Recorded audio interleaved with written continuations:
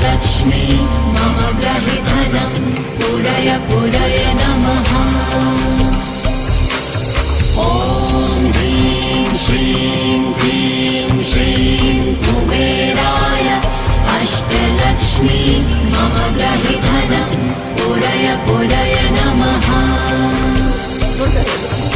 ॐ ह्रीं श्रीं क्लीं श्रीं कुबेराय अष्टलक्ष्मी मम ग्रहे धनं पूरय पूरय नमः।